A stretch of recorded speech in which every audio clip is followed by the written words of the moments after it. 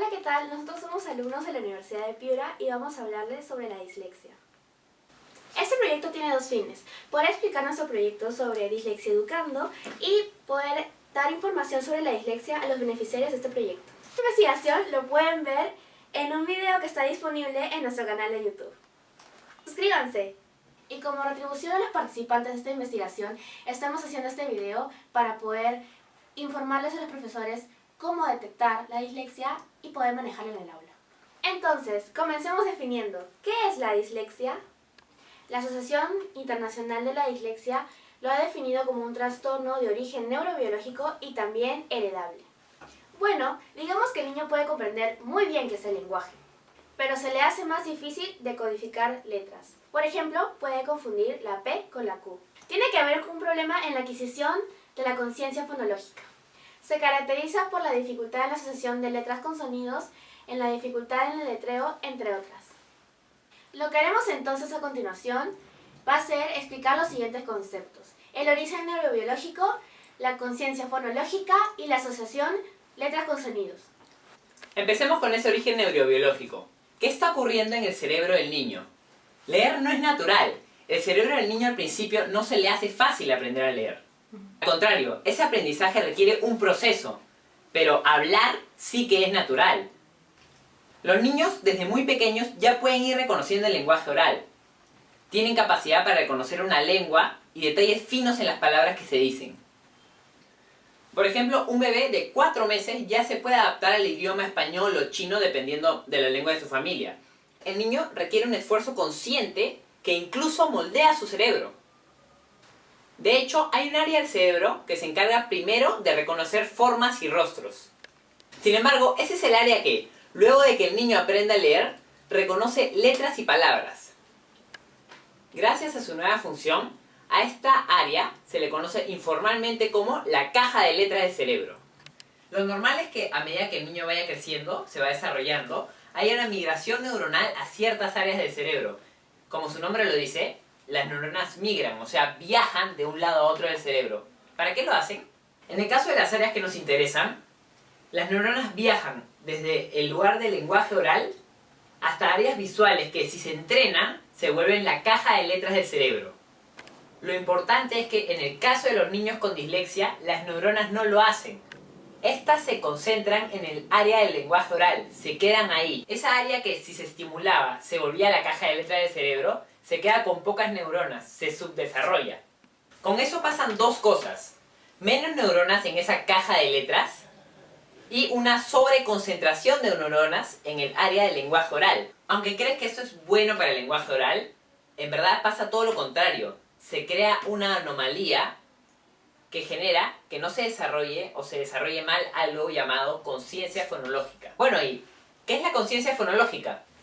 Ok, hemos entendido que la lectura es un proceso más complejo y aprendido, y que el habla oral es un proceso más fácil. Digamos que el cerebro humano está preparado para desarrollar una lengua. Los bebés pueden desarrollar un lenguaje receptivo, entender palabras, pero esto se hace de forma inconsciente. Nuestro cerebro procesa de a pocos el lenguaje rápidamente, sin que seamos conscientes de este proceso. La conciencia fonológica es un esfuerzo consciente que realizamos para darnos cuenta de los fonemas. Los fonemas son pequeñas unidades del habla, así como p y e. ¿Qué hace el niño al aprender a leer? El niño tiene que hacer un esfuerzo consciente de asociar los fonemas con las letras. A ese trabajo se le llama conversión grafema-fonema. Los grafemas son los símbolos, las letras. Pero si el niño no puede ser consciente de detalles finos en los sonidos de la lengua, entonces no podrá hacer ese esfuerzo consciente de asociar los sonidos, o sea, los fonemas, esos detalles finos, con los grafemas, con las letras. Por lo tanto, en su mente no puede hacer esa conversión grafema-fonema. Por lo tanto, se le hace más difícil de codificar. Ahora, sabiendo todo esto, ¿cómo intervenimos? Nosotros hemos hablado sobre la teoría más aceptada en la comunidad científica, la teoría fonológica. Por lo tanto, las estrategias que vamos a dar derivan de esta teoría. Las estrategias para detectar la dislexia en niños las vamos a dividir en 6 tipos. En el caso del lenguaje oral, los niños con dislexia cometen errores que usualmente no se dan. Tendrán problemas en el ámbito de lectoescritura Sin embargo, el factor de comprensión es independiente. Si un niño no comprende un texto, esto no tiene que ver con que tenga dislexia. Puede que el niño a la hora de escribir tenga una caligrafía irregular, demorarse en escribir y agotarse a la hora de leer o escribir. En cuanto a la escritura, lo más común es que escriba letras en espejo, como confundir la P con la Q o la D con la P. En relación a sus conductas, puede que no atienda muy bien en tareas específicamente de lectoescritura. También se le puede ver inseguro. Esa inseguridad tú la puedes ver, por ejemplo, cuando el niño se demora en responder. Cuando se trata de lectura, una forma de identificar dislexia es comparar su comprensión oral con la comprensión lectora.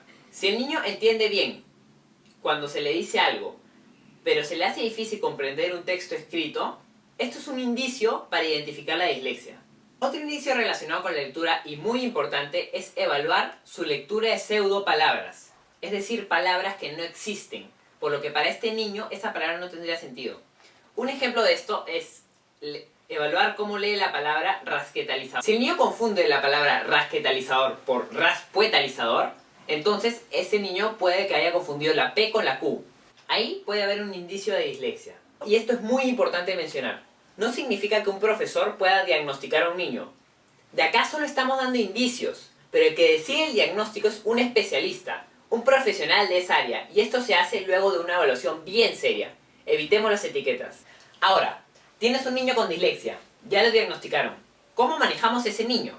Tenemos algunos consejos para dar. Necesitamos asegurarnos de que el niño esté cerca de lo que debe aprender, del profesor o de la pizarra.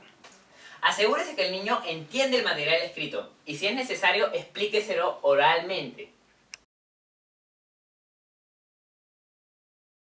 Puede evaluar al niño de manera más oral que escrita. Si no se puede, tener en cuenta esta limitación.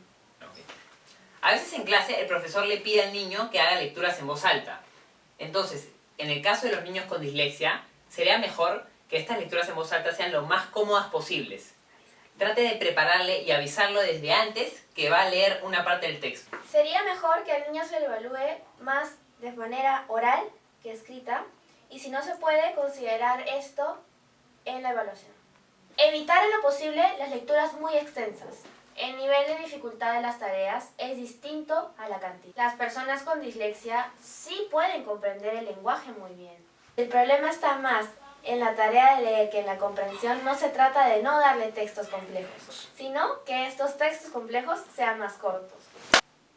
Acordémonos que el niño con dislexia es un niño con capacidades distintas. No es peor ni mejor que otros niños. Bueno, que escape a los esquemas de cómo manejar a los niños típicos no lo hace un niño peor, sino lo hace un niño especial al que hay que tratarlo distinto. Se hizo bien, ¿no? Ya. Baja, porque... Tratémoslo con el respeto que él se merece y el respeto que merece la diversidad de cada uno de los seres humanos. Bueno, esto ha sido todo. Gracias. Síganos en Instagram como dislexi_educando y suscríbanse a nuestro canal de YouTube.